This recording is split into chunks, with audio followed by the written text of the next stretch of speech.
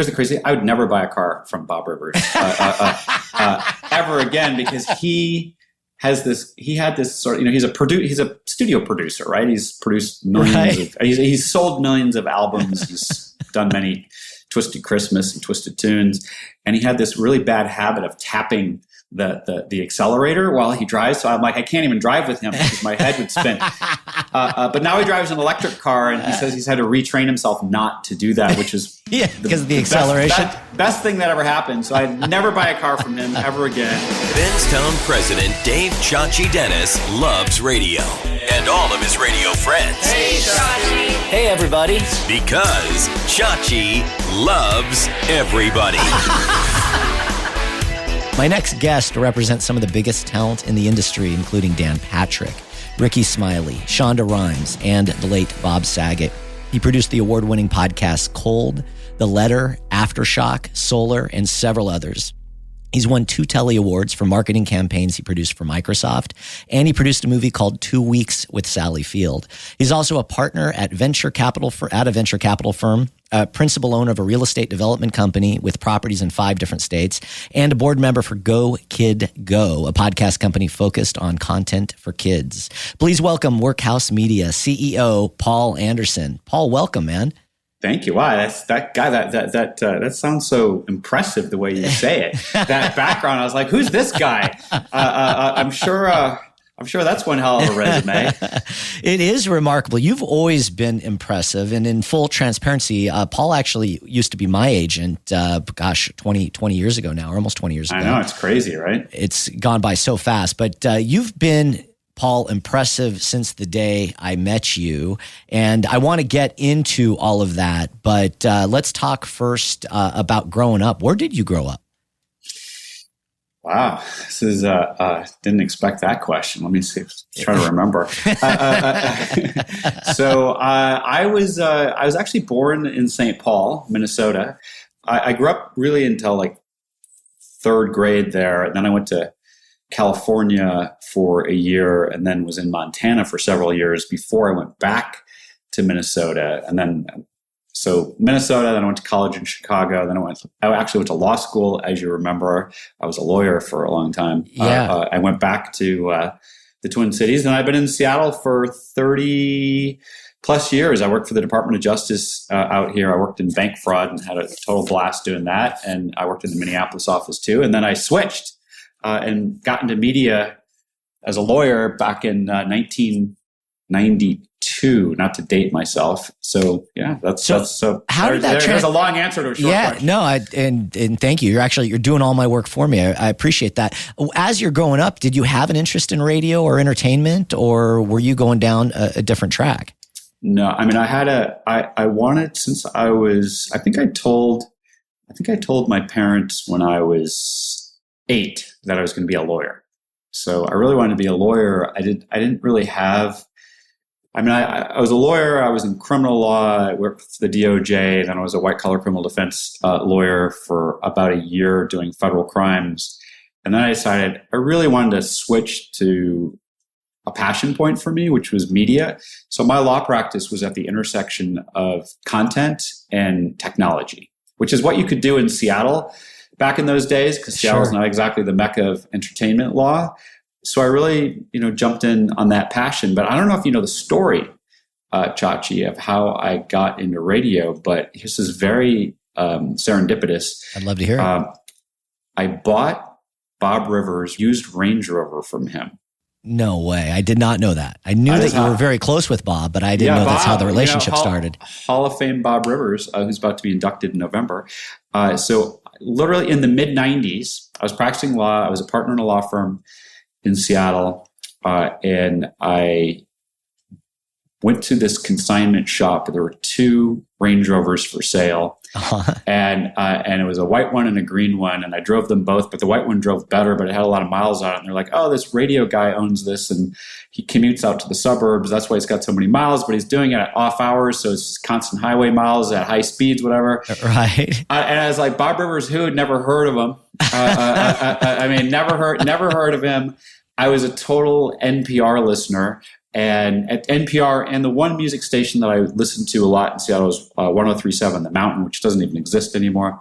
And so they're like, they're bragging about how Bob Rivers owned this car, like, the big celebrity that was Bob Rivers. I was like, I don't even know how you're talking about.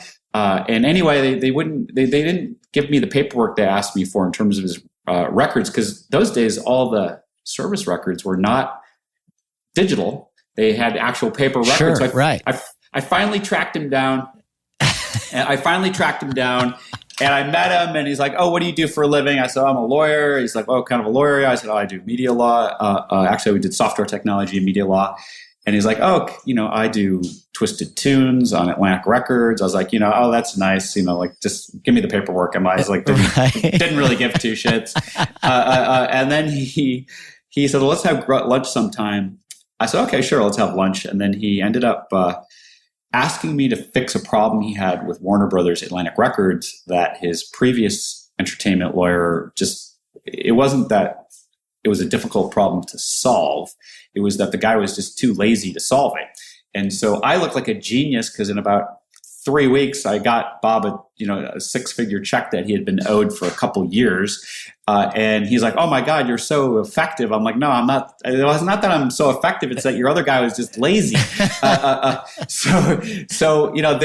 then we got to know each other, and then I thought, well, and then he said, I guess over the years, he said, "Would you please do my next radio deal? I've never used anyone to do my radio deal." And so we spent a lot of time having him mentor me about the business, because I didn't really know anything about the business of radio. It was not on my radar. I was outside counsel to Nintendo. I was outside counsel we were outside counsel to, later when Amazon started in 1997. I represent a lot of gaming companies in the music space, but just radio was not a thing that was of any interest to me. And really, his passion for the business got me excited about it. And then really, he spent a lot of methodical time teaching me about the business. And this long story short, we ended up moving his show to Infinity. And I did that deal with some really amazing people, Lisa Decker, Don Balukas. And I thought, oh, these people are great. And they're like so honest. And I didn't realize that there are many people in the business who weren't so honest, but we won't name them. But I had left the practice of law to do a startup in the late 90s with one of Obama's classmates from Harvard Law School and a guy from Microsoft. And I had left the practice of law, and Bob was the only client I took with me, because I felt so personally obligated to make sure that I followed through on his deal. So my business partners in the startup said, "Yeah, no problem." Like, I gave them full disclosure that I was working on Bob's deal, and they didn't have any problem with it, because we were working 20 hours a day anyway. It didn't matter. Sure. And so then, this new firm, though, that you had started, it wasn't to do radio representation. No. We were a high tech company with a media technology platform. Okay, got it. That was really originally designed to be a content play that was kind of a combination of Hulu, Facebook, and YouTube in one, but way too early. Okay. But we had 11 patents on our technology, and we had closed a round of venture financing right before the dot-com bubble burst. Okay. And so we retooled the company around our technology, and we had a very nice exit from the company. We sold the company, and then I was not going to work, maybe not permanently not work, but I was going to take some time off. And this was right around the same time you were having your kids too, yeah. Well, yeah. Well, the kids came a little after, but I did Bob's deal that closed in September of that year, and then closed on the deal to sell my company about 90 days later. And then I was gonna go, oh my God, like, I've had enough. I was so stressed out from running a startup. But the highlight of my year, even though we had a great sale of our company, the highlight of my year was really doing Bob's deal. It was like really got me fired up. I loved it. I loved dealing with Don Balukas, who's now retired, and Lisa Decker, who runs Alpha Media in Portland. And I just had a blast doing it. And that happened. That closed 3 months before I closed my company. And then I'd had enough. Like, I was so stressed out in running my company and selling it that I need to take at least a few years off, because that's how stressed out I was. But then Bob's friends started calling him, and they said, "Hey, who's your agent?" He's like, "I don't have an agent. I use my old lawyer, but he doesn't even have a job anymore. He doesn't even work." And then he said, would you please take at least a couple of phone calls from my friends? And I'm like, yeah, I'll take a couple of phone calls. And I was actually in London on vacation, and I actually made a phone call to the second full show that hired me, which was Kirk, Mark, and Lopez at 98 Rock in Baltimore, a Hearst show. And I was on a street corner on on one of the old-fashioned, red phone booths, because there was no, those are the days when cell phones were hard. It's 23 years ago or whatever. And I was like, oh yeah, I'll meet with you guys when I'm back to the United States. I don't know, I can't make any commitments. I ended up flying out to Baltimore, totally hit it off. Kirk McEwen is, fortunately Lopez died several years after that of cancer, but Kirk McEwen is still my client to this day. He's on 98 Rock. And then, the list goes on. So I want to recap this. I want to make sure I have all this right, because this is such an incredible story. I'm talking too much. No, this is fantastic. So early age, you want to be an attorney. You go to law school, obviously start working for the DOJ, and are on the government side, which in doing criminal, which must have been pretty exciting. From there, you go to a law firm, but they're working with really large corporations like Nintendo and Amazon, and you're doing media law for those big organizations. You leave to go start your own technology company with a few other partners, and you have 11 patents. You guys sell the company. You have a big liquidity event. In the meantime, you go and you buy a Range Rover that happens to be Bob Rivers' Range Rover. And while you're trying to get the paperwork on the most recent oil change, he asks you to help him with the deal, which then leads to you being his agent, and you negotiate his deal for him. And then he introduces you to a lot of his friends and family, or a lot of his friends, because you did such a great job for him. And that's at least he thought I did a good job for him. But I think I did. But I met him in the mid '90s, which is when I bought his car. So it was some years after I bought his car. Here's the crazy thing.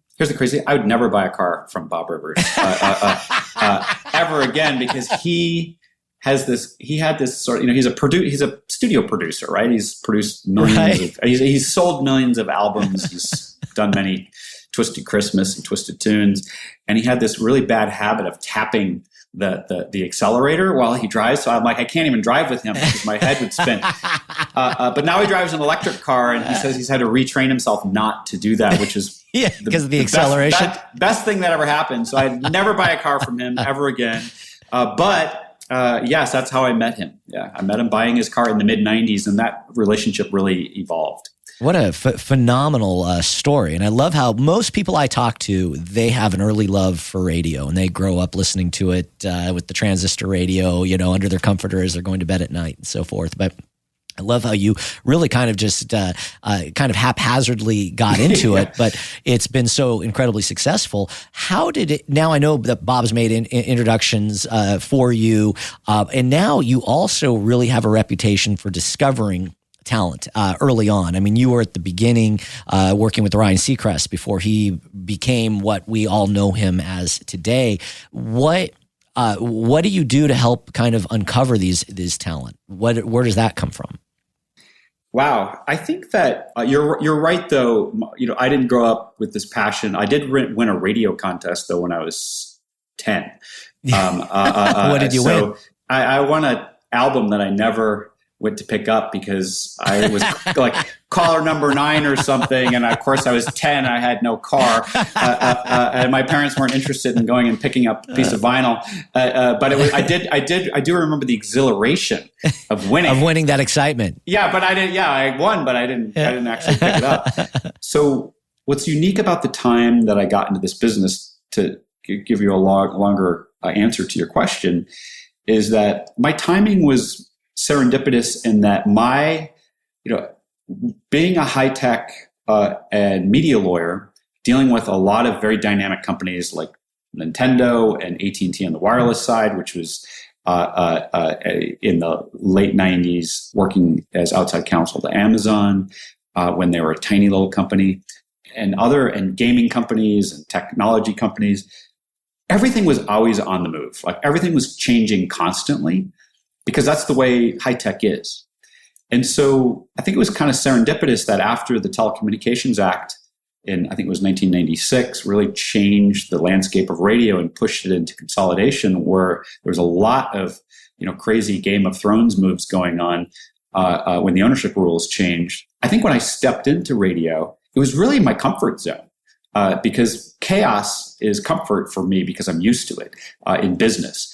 And so my background as a media lawyer who understood technology and dynamic changes in enterprise was really the right timing for me to jump into the radio business in a career that I didn't seek, did not expect, and certainly didn't think I'd be doing it.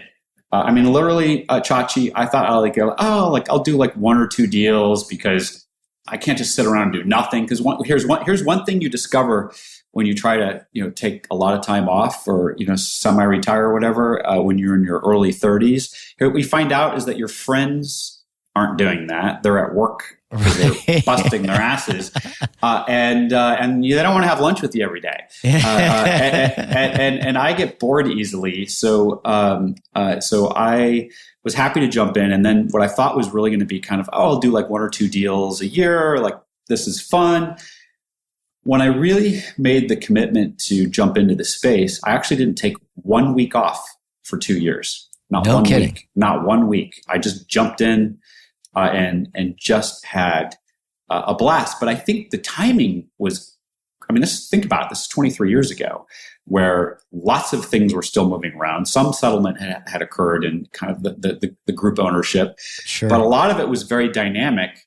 And that was a time in the business where money was flowing around like water, and there was just a lot of aspiration and hope around kind of what these valuations could look like for these companies. And so they also, of course, took on a lot of debt. So that's a different question. Whole different. But that wasn't a very exciting era. It also sounds like you really enjoyed it, because here you had the means to not work, but this was something that you enjoyed getting up and doing every day. That? I loved it.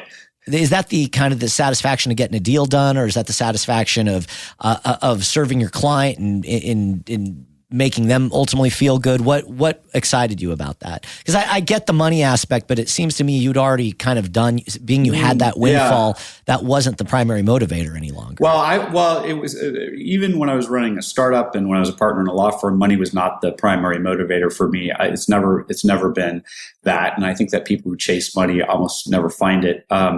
What's always interested me is what am I passionate about, and what was unique about getting into radio in that time was my skill set as an entrepreneur. Mm-hmm. Really loving working with media personalities and bringing enterprise technology and media were my passions. And so what working with radio people allowed me to do was combine those passions because things were changing in technology even then, and there were certainly hints about what was going to happen after Napster, completely upended the music business. And when I realized that the internet was going to provide some of the same access, and this is way before the smartphone, same access. And so what I love to do, and you know this because you know me so well, what I love to do is recognize extraordinary talents in others and then apply my talents to help them optimize those talents and build enterprise around those talents in a way that maybe they weren't thinking about doing or trained to do as people who got a job at 14, 15, 16, 17, 18, working in a radio station with headphones, and now have half of them are half deaf. And they just weren't thinking that way, because it used to be, Chachi, because when you got into this business, the saying was, nothing's bigger than the brand, nothing's bigger than the brand.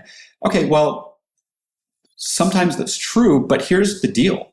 Those brands, in terms of distribution, were very limited. Like, if you didn't have one of those brands to partner with, you weren't being heard by anybody, nobody. Right. And so those channels, those vertical channels, were available in radio stations, and it was limited supply. And now the world was changing to unlimited ability to connect with people. And I could see that happening. And I got excited about, how do we take a talent brand and really build it into an enterprise and, apply my skills to the extraordinary talents of others. And I figured out that that's really what I love to do. And that's what I'm good at.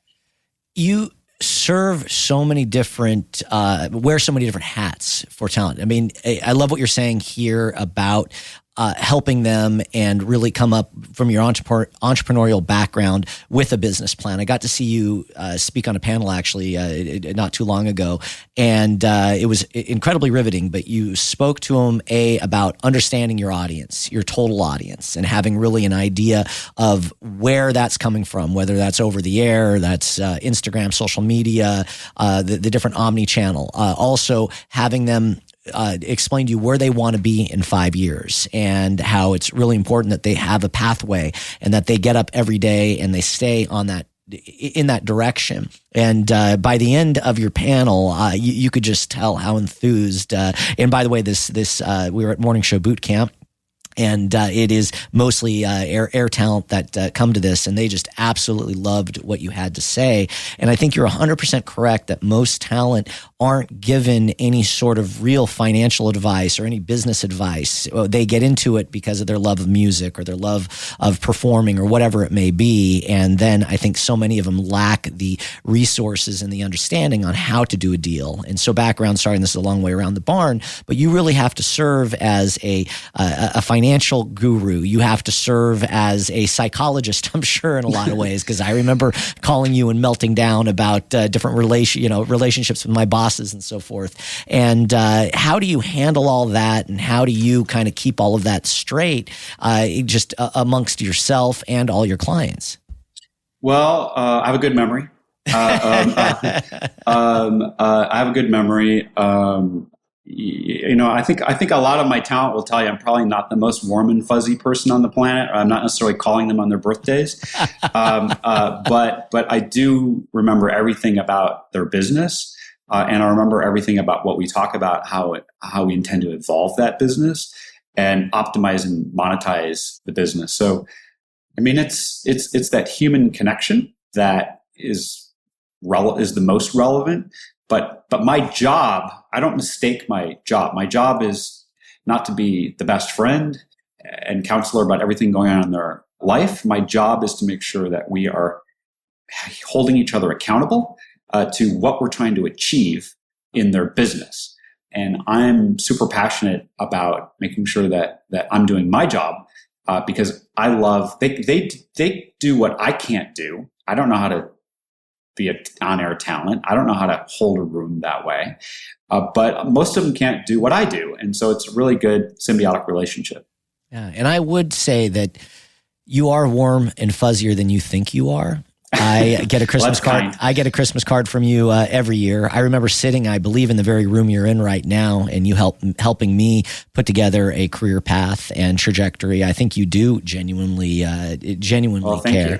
This is my office, by the way. People think this is like maybe a room in my house, but it's not. It's my office. It's a beautiful. I like it to be a little warmer, so that's why I have hardwood floors. But well, thank you for that compliment. So, and then I want to get to all the other things because you've got a really just impressive set of businesses that you're operating as well as the agency. But let's go into just some quick questions on what you're looking for when you are identifying talent to work with. What are some of those traits?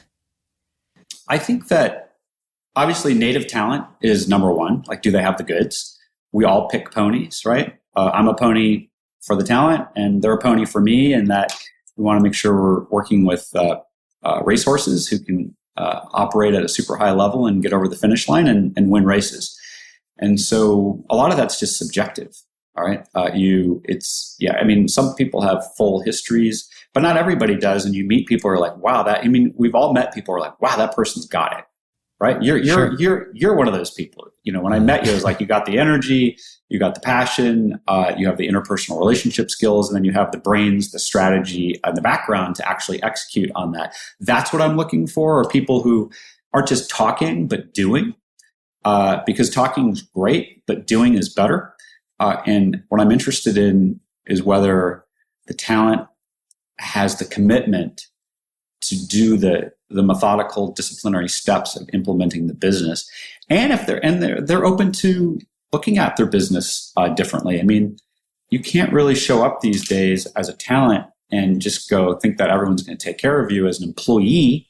You can be a good employee, but if you're not being an enterprising person, then I don't know how the universe is going to treat you in the long haul. I think people who are ultra enterprising are the ones who really execute at the highest level, and the money comes as a result of doing strategy, operating with integrity. Then the results follow from that.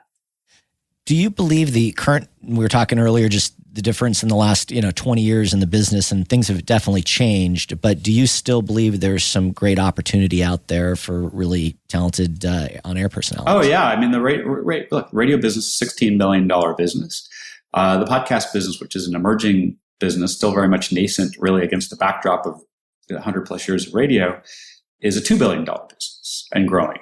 So absolutely there's opportunity, but I kind of joke with some people. It's kind of the world of the have-yachts and the have-nots. I mean, it's the people who operate at the highest level and who, the Dan Patricks of the world, and fortunately, so many of our other talent from coast to coast. And you don't need to be in a syndicated show to own your world, right? You can own your hill, and if you own your hill successfully, like so many of our clients do, who are only on in a giant market, that's a lot. That's a lot of success. And so there's tons of opportunity. But the percentage of revenue that the top talent are getting of their employers' gross cash is getting higher, because they can't live without them, because they're the ones who deliver the audience. And at the other hand, we're living in a flat or plus 1% to 5% world when it's not a startup radio station, and those pressures are real. But there is no business unless the listeners show up, the audience, fans show up, and it's probably not just listeners anymore. If they're not showing up and going, oh wow, I can't live without this relationship I have with the talent, then the broadcast partner is just not going to be in a good situation, because you can get music and other kinds of content across multiple digital platforms. It's an excellent point. So there's probably more pressure than ever on talent today to be able to deliver the ratings. We had music as a crutch for so many years because we own that as a medium. Yep, not anymore. Right. Not anymore. And I think that's a good thing. Technology progress is great. Leaving consumers with more choices ultimately is better than fewer choices. But it really makes us as a business lean into the one thing that we have that is not replaceable, which is the human emotive connection with the audience, which is why I'm not terribly worried about AI, because I don't think that the broadcast companies are short-sighted or dumb enough to think that you can replace the one thing that distinguishes our business from every other business available digitally. You can't really replace that with Bob Pittman said last week during his chat with Woody at Boot Camp. He said, AI is like this really dumb, fake people who come together. Well, not people, but device that comes together and speaks really confident, but is a liar. I think he called him a big fat liar. Right. But they say with confidence, the same way that my teenage son does. Even I confront him about something, he'll say it with confidence. I'm like, that sounds pretty good if it weren't absolutely false. So I'm not worried about AI early on. I think we need to have conversations about where AI can be helpful to our business, because I think it can, but it's not a threat to humans being humans.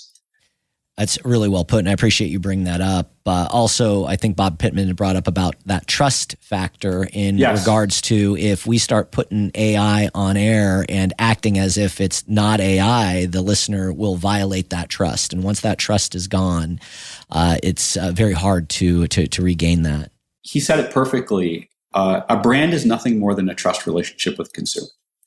The experiential promise of our business, when it's done well, is the human connection to the audience. And if you violate that experiential promise by either being super boring and not delivering a great experience to the listener or the viewer or fan, however you call it, then they're not going to come back. They're going to go somewhere else. Right. Because there are lots of places to go. Talking about human relations, then I'm going to get into your movies and podcasting and your venture capital group. I know that you had a relationship and we're close with the late Bob Saget, and I'm sorry for your loss. How did that relationship come to be? Because he's a little bit he's obviously an entertainer, but not exactly in the radio lane. Bob and I was through a mutual connection in the entertainment business that the intro was made many years ago. And Bob, we met Bob, and it just happened to be my birthday. He was interested in doing radio, possibly a podcast, but it was really more about podcasting, I think. And we met up for lunch in Los Angeles, and it just happened to be my birthday. And the lunch went for 3.5 hours. And what was unique, and this is many years ago, what was unique is that we both kind of looked at each other and we felt like we had found a lost brother. We really connected on a human level that was completely unexpected for both of us. And, Bob's known for being super warm and fuzzy, and we just hit it off. We had interesting things to share with each other about our backgrounds and growing up, and things that we had shared values about what we love about the entertainment business and what we do not like about the entertainment business. And so it was just weird. I mean, it just happened. And he bought me lunch, which is even better. So he bought me lunch, and then we ended up developing a podcast. And what's interesting is that because he and I had become such good friends, much of really my team, including my digital team in Los Angeles, really did a lot of the day-to-day. I mean, I was involved somewhat, but Bob and I had become so close that we really just kind of kept our friendship above everything else. And, it was really a shock when I found out that he died. And I have a really good relationship with his daughters and Kelly, his wife. Anyway, he was a mensch in every way. One thing's not going to happen though, Chachi, is I'm never going to publish the text messages that Bob and I had with each other, because let me tell you, number one, totally off color and inappropriate, Yeah. and just we just were completely. Yeah. We would just riff on anything in a completely unfiltered, trusted way. And I look back sometimes at those text messages, and I'm like, "Oh my God, did he really say that? And did I say that?" But good news is there's pretty good security with iPhones, yes, so nobody's getting into that phone. Attorney-client privilege. Yeah, exactly. So anyway, he was the best. But thank you for asking about Bob. One thing, and we're moving on now into movies and marketing and all these other aspects of your career. But before we leave, this portion of the podcast, you've negotiated over $1 billion in talent agreements. That's incredible. Yeah, I know. It's kind of crazy. I know it's kind of crazy. And John McConnell runs my office in New York. He was an ABC executive for 20 years, and he's done like crazy deals. He's been with me for, I guess, 8 or 9 years.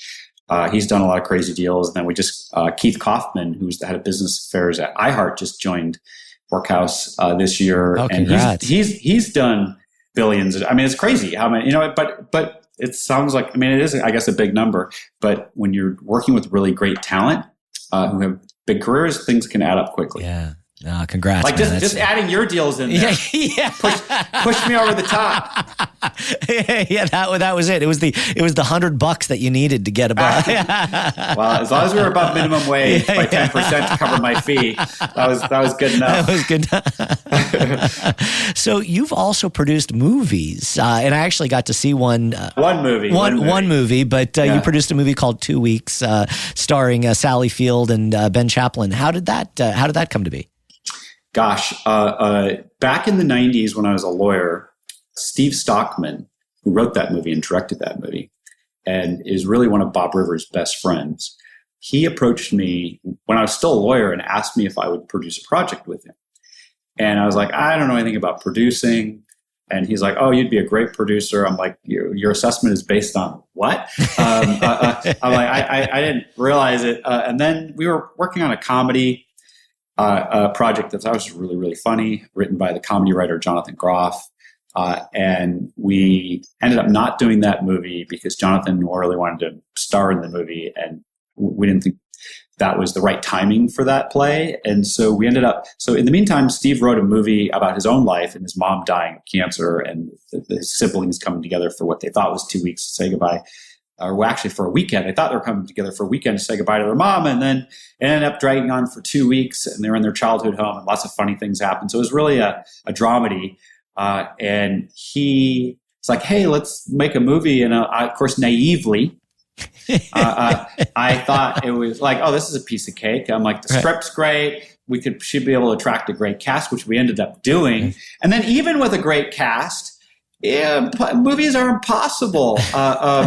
And I remember Danny Bonaducci came to our premiere in Los Angeles, and he's like, "Oh, Paul, everyone talks about making a movie, but you actually fucking made the movie." I'm like, yeah, like I got gray hair now. I didn't realize I was involved with every aspect of that while I was running Workhouse Media, and it was really. I don't think I want to do it again, but it was great. But we still, my partner and I still own the movie, and we just did a 10-year deal extension with MGM. And so I would say that if you're going to make a movie, first of all, maybe you should get your head checked.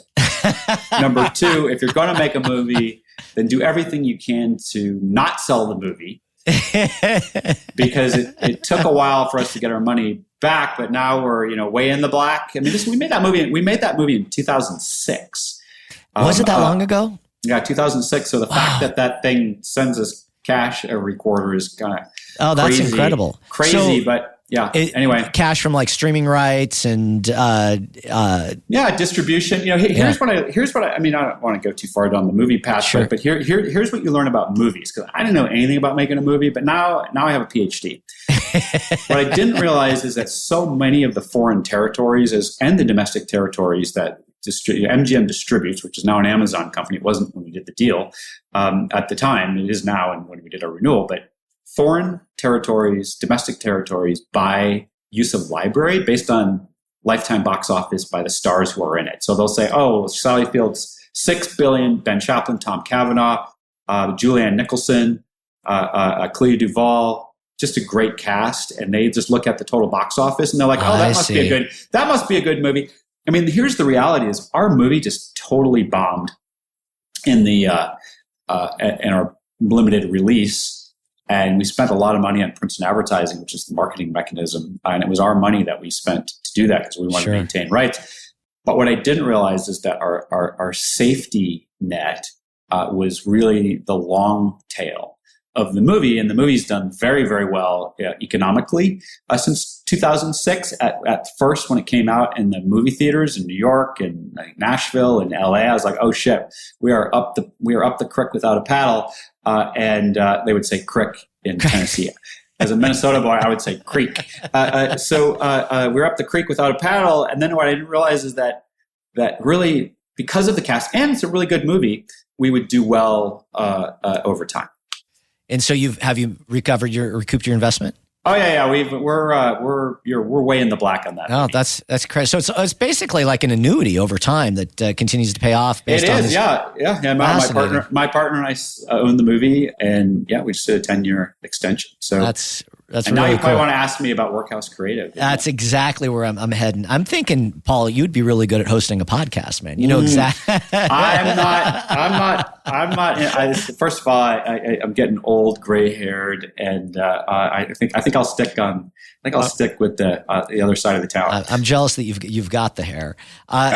You end up putting together a marketing campaign for the Microsoft Surface, as well as a More Beautiful Web, which was a $550 million ad buy that Microsoft placed, and it ended up winning 2 Telly Awards. So, just to show you how all things go back to Bob Rivers, Bob asked me to. I mean, I've known his kids since they're little punks, and Bob asked me to mentor his son Keith. This was years ago, and he asked me to mentor who's starting out as a director and really just learning how to do everything himself. And he's like, "Would you represent Keith or mentor him?" And I'm like, "I don't know anything about the commercial business." And he's like, "Well, you." So I said, "Okay, I'll meet with Keith. I'll give him some free advice." And so what ended up happening was that he was getting ready to do a commercial, small spot for a cellular company, and he didn't really know how to pull together a deal. So I was like, oh, let's do this one deal. And it was a good deal. And then we ended up brainstorming and starting Workhouse Creative, which was really Keith's company. And I was the chief strategist for Workhouse Creative and a revenue partner in that business. And we just went gangbusters. So we did everything from Hershey's chocolate to Georgia Power we ended up doing this campaign for Microsoft where they were using their agency of record to do this campaign it was called A Beautiful Web, and creatively they just weren't feeling the vibe within Microsoft, and so they went to Keith. Keith went to them and go, hey, basically put me in there, coach, I'll do it, because he'd been doing some contract work for Microsoft. And the general manager of that division is like, what the hell do you, really? You're a young punk. This is a long time ago. And so Keith called me up and he's like, hey, I need you to be my wingman on this. I'm like, well, we just got these other campaigns done. And I'm like, I put myself out here a little bit. And so the guy called me up, the general manager, and he's like, hey, if I give you guys this job, if I move this job to you guys, can you actually deliver? And I'm like, yeah, of course we can deliver. And I was super confident in Keith and super confident on the business side, my abilities. They were using a song by a famous artist that we just didn't think was a good fit. And so we ended up picking Too Close by Alex Clare. Alex was literally on the cusp of studying for his real estate license in London. He had been dropped by Universal Republic Records. Alex is a phenomenal artist. In fact, I just texted with him last week. He's a phenomenal artist, but he is super serious about being an observant Orthodox Jew. And so he could not perform on Saturday nights until after dark. So Adele had invited him out on tour. He's like, yeah, the problem is I need to go on after you. She's like, that doesn't really work that way. And so he used to date Amy Winehouse. Oh, wow. And he ended up we picked that song to put in our campaign, and it ended up being kind of a smaller campaign out of the gate. And it did so well and researched so well that it ended up being a $550 million media buy with Microsoft. And that not only put Alex Clare on the charts #1 in multiple foreign territories, top charts in the United States, and he was on tour. It was crazy. And then I actually produced his music video for it. And we did that campaign, and we did a million other campaigns for Microsoft and Amazon and lots of other companies. And we built that company. In fact, the Wall Street Journal did an article about us because of the space that we built out in Seattle. It was phenomenal. We had a bunkhouse in this space, like a basketball court, really great cool. Creative space. And then in 2018, Workhouse Creative was sold to Wild Gravity, which was owned by one of those same guys at Microsoft who hired us to do some campaigns. And they're around and hyper successful to this day. Yep. Did Bob's son continue on with Wild Gravity? No. Well, a little bit. He did some campaigns, but he really his new passion, now that he's rich, is to make movies. And so he's been down in LA, and he's still directing commercials and working on directing his first movie. That's incredible. So you've had not one, but two significant liquidity events when you sold your first tech company and then when you sold Workhouse Creative. Well, like I said, Workhouse Creative was, principally Keith's company. I was a revenue partner. So yes, we had a good result. And most importantly, Keith is able to focus on what he wants to focus on and still provide for his family. Does Bob Rivers have any used cars he wants to sell me? Let's talk about podcasting. You've also produced several successful podcasts: Cold with KSL Podcast, The Letter, Aftershock, Solar, The Undercovers, and Running Smoke. And that's just to name a few. I know that a lot of radio people have transitioned into podcasting, and it's a great adjacent business, but it's difficult. It's really hard to be successful in podcasting. How are you doing it? I think it goes back to what I said earlier in this interview, which is my passion has always been technology, content, and talent. And podcasting is really an evolution of audio-first technology that was developed by Apple. And it's really a way for people to connect with their audience. For Apple, it was a way to display their technology. It really wasn't designed as a revenue business for them. has more recently become a revenue business for them, just really in the last couple of years.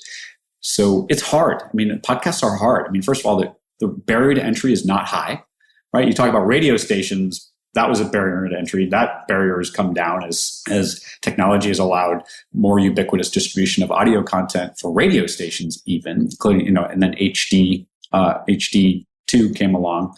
It's a whole nother story. Sure. I think it comes down to great storytelling, great execution, great sound design. Traditional radio talent have had a harder time actually breaking through and creating great podcasts, because a podcast typically is not a radio show, right? So it's a different cadence to it. But several of our talent have broken through and have done really phenomenal things. KSL is first an investigative journalism outfit out of Salt Lake City.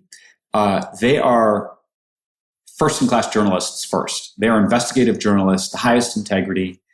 And their breakthrough was season 1 of Cold, which is about the Susan Powell case, which is a case that had been widely covered, but not like they covered it. And the 18 episodes hosted by Dave Cawley, which now has like 75 million plus downloads across those 3 seasons. But in the first season, he really did a phenomenal job of deconstructing what domestic abuse is and how you can kind of go into the warm water that starts to boil over time. And while he had not been violent with her, to our knowledge, until he killed her, presumably. And of course, it's a very sad story. Josh Paul ended up burning his house down and his children in it, and just this crazy stories. But it's really about storytelling, and it's about execution, right? I mean, Aftershock, great example. David Harbour, Jeffrey Dean Morgan, Sarah Wayne Callies, Jeff Schmidt is our sound designer. Mark Ramsey did the adaptive audio storytelling for season 1.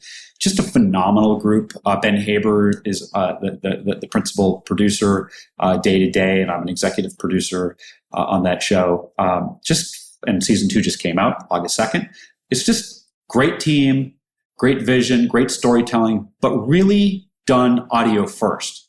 You cannot get into the podcast business thinking you're going to take a podcast and make it into a movie without first, or a TV show, without first making sure that the audio experience is second to none. And there's a lot. I mean, we could do another interview sometime about the brain science behind audio consumption and how our brains operate around textual memory in audio, and how we remember things very differently and more texturally in the detail with things that we listen to.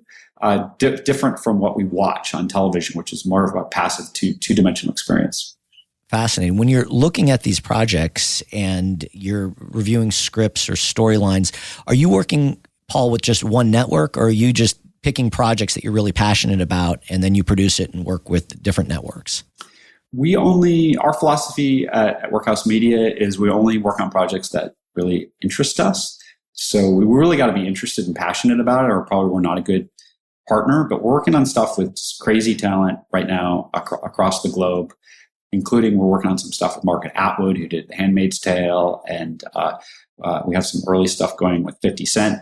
It's about the storytelling, the stories, and how do you bring it together? Because ultimately, if we can't execute at a high level, then we're not going to do it. So we got to be interested in it first. Like, does this interest us? And then the question is there a market for it that makes any sense? Because as you know, you're a creative guy, Chachi. You can get really, really excited about content, but then you got to kind of knock yourself in the head and go, wait a second here, I can be excited about that, but am I going to be the only person consuming the content? And if the answer is no, then if the answer is yes, then that's a hobby for yourself. So it has to have potential for a huge audience. I mean, you mentioned Running Smoke. Great project we did, produced with Campside Media. That's a Dan Patrick Network podcast, a longtime client of mine. We helped curate that network. It's a really great story of the intersection of NASCAR, and this guy was busted for running drugs, and also native rights, because the guy is native North American. He's Canadian, and was the first Native American NASCAR driver. And then he got caught up in this, and it's just really interesting intersections, brilliantly done. And if you haven't listened to it, listen to it. You are obviously have a brilliant business mind or a phenomenal negotiator, but there is a real creative aspect about you, which I appreciate greatly. and you look, whether it was the movie that you produced or these podcasts that you're producing, or the Microsoft Surface commercial campaign, you like to storytell yourself, which I think is very impressive. You're absolutely right brain, left brain. Thank you. Yeah. Well, who doesn't like a great story? True. But you can't tell stories more than once if there's no business behind it. So I like combining the right brain with the left brain and battle testing whether the content's great and will reach an audience and engage the audience, and is there a business? Because without the business, you can't do it more than once, right? You can maybe talk somebody into helping fund a project once, but if it's a complete failure, then you're probably not going to do it again. And so it's, and not everything is hyper successful. I mean, we've had our share of things that just didn't go anywhere, but that's part of the risk taking that you have to do.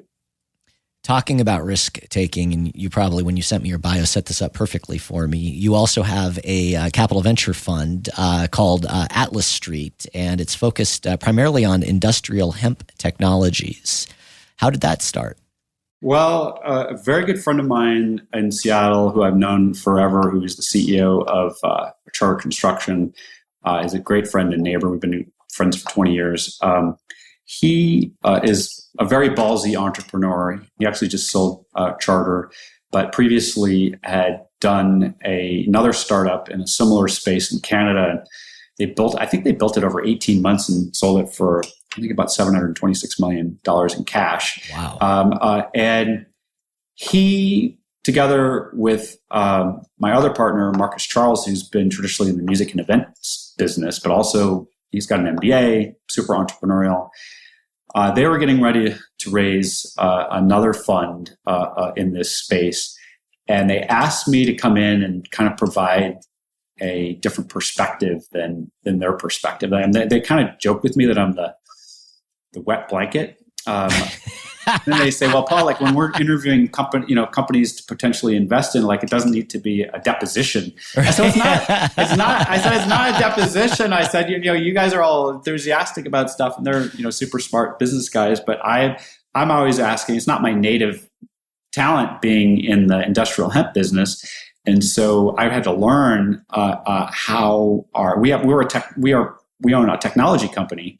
And we operate that technology company, and I didn't know about extraction technology until I started jumping into this space many years. We've been in this space now for years, and we have operations in multiple states. And I didn't realize, and it's fun to ask people hard questions about their businesses or what their business ideas. I mean, it's really easy to get enthusiastic about an entrepreneur's passion for their business.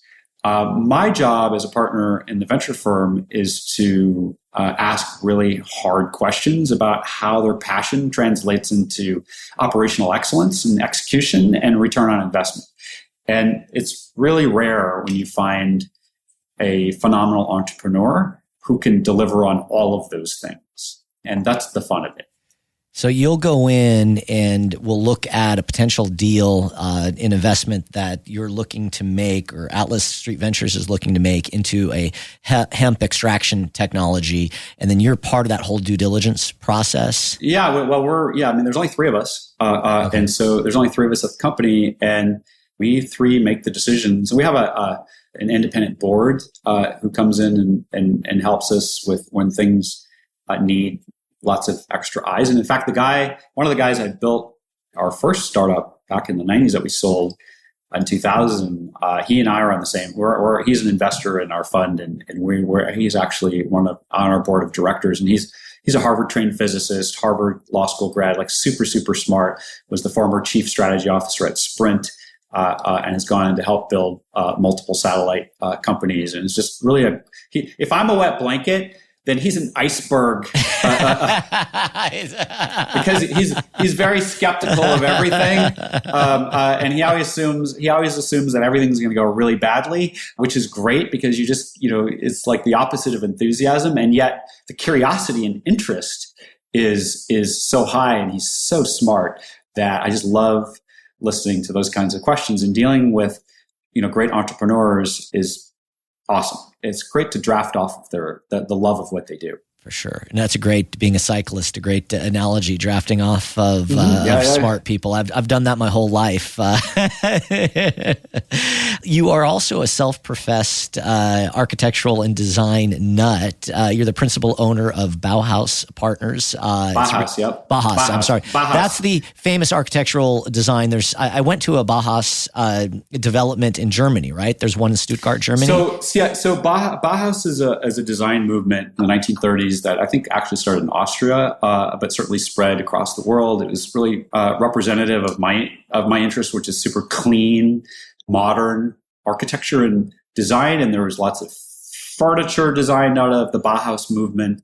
Walter Gropius, Mies van der Rohe. There's lots of incredible designers who came out of that movement. And really the first glass and steel architecture and skyscrapers come from that, like the Inland Steel Building in Chicago.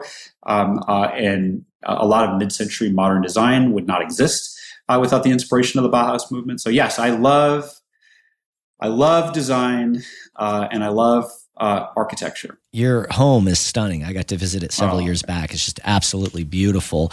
So with this real estate development company, are you guys looking primarily at commercial or residential or a combination thereof?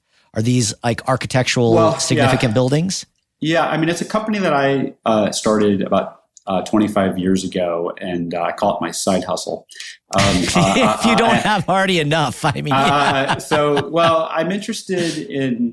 I'm interested in. I mean, some of our projects we own that are residential, mixed-use commercial, big box retail, but things that we develop from the ground up are. We hope that we're making a statement architecturally. The last project we finished in Seattle in 2019, right before COVID, is a mixed-use building with spectacular views of Puget Sound. And I hired the same architect, Andrew Finch, who designed my house in Seattle. And he'd never done a commercial building before, but but he's so perfectionistic. He understands volume and design. And so all my friends whose full-time jobs is in real estate development, they saw my plans and they visited my building when it was under construction. And they told me I was crazy, that I was spending way too much money and steel, open staircases in the townhouses above the mixed-use commercial office retail space. And they said, oh, your tenants are going to break your heart. They're going to ruin your building. Like, tenants are mean. And they don't take care of your stuff as well as you do. And I said, we wanted a legacy project that very architecturally made a statement that was, we think, more elevated in terms of thoughtfulness and design than some of the other projects in the same neighborhood. And the result is we have a waiting list of people who want to be in that building, but live, want to have their businesses in that building. And what we found is that if you present something, it's no different than radio really, or television or anything else. If you present a great product, people will honor and revere it and take care of it. And that's true in architecture also. So well put. You're absolutely right. Well, congratulations, man. That's just what an impressive. It's a fun side hustle. And but again, it's creative. I understand there's an absolute business aspect, but it's design. There's a creativity. You've merged creativity and business, unlike just about anyone I've ever met before. It's congrats on all your success. I want to get. Well, that's kind. I want to get a little bit into your philanthropy and some of the things that you do. Some other side hustles that you're helping make the world a better place. Fill me in a little bit on Go Kid Go, a podcast company that's focused on kids. Yeah, kids and family content. Go Kid Go. I've been on the board since pretty close to their inception for the last 2+ years. It's a really great vertical. The kids and family space. We also work with another talent, Mr. Jim, who's on iHeart, who has his not only his network and his platform through iHeart, but Go Kid Go develops and executes original content in the space for kids. And we've stumbled around and learned through trial and error how ad insertion technology hadn't really caught up, because ads that would show up for kids that are not appropriate for kids. But really, it's the same thing. It's shorter form, first-in-class storytelling that is designed for kids. That's what it is. Same with Mr. Jim's content. It's incredibly cool. And there's a lot of active kids listening to podcasts. Or their parents finding it for them? Or Yeah. Well, the parents obviously are the first audience. But sure, yeah, they want friendly content. And kids, who doesn't like a great bedtime story? Doesn't like a great story. It's a modern day Teddy Ruxpin. Yeah, exactly. You're the trustee of your family's private foundation. Philanthropy includes food security in Los Angeles, Seattle. You funding the arts, education, and mental health.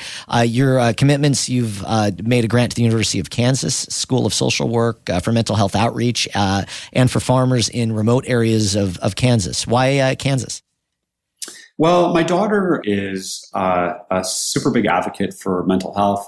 She's a senior in college. She had been learning through school and been reading about the epidemic of suicide among farmers in rural Kansas who have very poor access to mental health services. And then it just happened to coincide with a super close friend of mine who died in 2020, who is a graduate of KU, and it's just made for a great opportunity to fund that. Sounds like a phenomenal cause, and mental health, something that's very dear to my heart as well. There's unfortunately, a lot of people go undiagnosed and unhelped, and I think it's great that you're doing that, and that your daughter's passionate about it. Your kids in your family are all doing very well, I assume? Everyone's doing great. Everyone's doing great, and my kids participate. Like as you know, we also fund a journalism prize at the Cronkite School at ASU, and it's around rewarding long-form content that focuses attention on LGBTQ issues involving communities of color and immigration. And there are cash prizes that we commit every year, and we're very passionate. But the kids, particularly my daughter, who's a journalism major, participates in the decision-making around how we're doing those grants. Now, the prize winners are actually chosen by an independent panel. We have no say in who those winners are. I'm a news nut also, and I'm passionate about bringing light to marginalized groups. But we all participate. We all, including the food security grants that we make. My kids all participate in what those decisions are and why. I love that they're so involved, and I couldn't agree more also on the journalism and how important that is, especially in this day and age when there's so much misinformation that's being spread around. And so I certainly like to see young people as passionate about it as they are. Do they have any interest in potentially following in your footsteps? I haven't seen any. Interest. I think my older son is definitely interested in the real estate business. I've been trying to get them interested in it. So my younger son is definitely interested in that, but he's also in college. So, sure. I'm like, just live your life and get through school. But they're exposed to everything that we do. Well, man, there's no doubt that you and Mark are incredible parents. I get to follow you on social media and get to see live vicariously through you guys and some of the amazing trips that you take around the world. I am so impressed, Paul, with what you've created over here now, I guess the last 30 years. But it is a remarkable business empire and so impressive. And I'm so grateful for what you've done back to radio for the industry. I think you've been a huge proponent of talent, a huge proponent of the industry, and continue to make us viable. And I think hopefully an industry that's going to be around for many, many years to come. So thank you for that. Thank you, Chachi. Thanks for inviting me. We are all in charge of the continued relevance and vitality of our business. And people love talent and relationships, and the talent who we work with, including at Benztown, have emotional relationships with listeners. And as long as we're doing that, we're going to be just fine. Thanks for listening to Chachi Loves Everybody. If you like the show, we hope you leave us a 5-star rating and tell your friends. Make sure to follow us on Apple Podcasts, Spotify, or wherever you listen to your podcasts. This has been a Benztown McVeigh podcast production, hosted and researched by Dave Chachi Dennis, executive producer Darren Silva, producer and editor Jake Urbanik, show coordinator Estefania Padilla, marketing and distribution Suzanne Aksu and Robbie Gessel.